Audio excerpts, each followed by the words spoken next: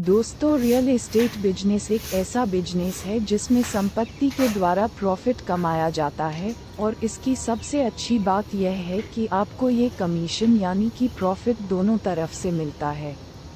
एक प्रॉपर्टी बेचने पर और दूसरा खरीदने पर, मतलब कि आप डबल मुनाफे में होते हैं। यह एक ऐसा बिजनेस है जिसमें पार्ट टाइम और फुल टाइम किसी भी तरह से किया जा सकता है।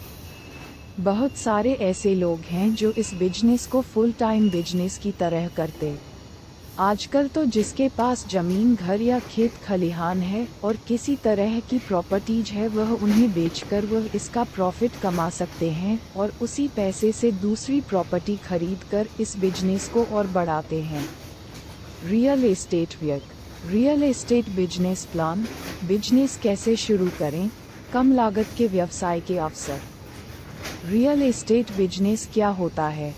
यदि इसके बिजनेस की बात किया जाए तो इसके अंतर्गत किसी भी जमीन, मकान, दुकान, घर या कोई भी ऐसी भौतिक संपत्ति की खरीद और बेचना ही रियल एस्टेट बिजनेस प्लान कहलाता है।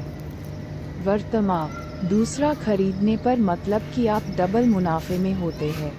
यह एक ऐसा बिजनेस है जिसमें पार्ट टाइम और फुल टाइम किसी भी तरह से किया जा सकता है।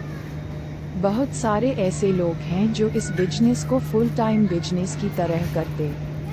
दोस्तों, रियल एस्टेट बिजनेस एक ऐसा बिजनेस है जिसमें संपत्ति के द्वारा प्रॉफिट कमाया जाता है और इसकी सबसे अच्छी बात यह है कि आपको ये कमीशन यानी कि प्रॉफिट दोनों तरफ से मिलता है।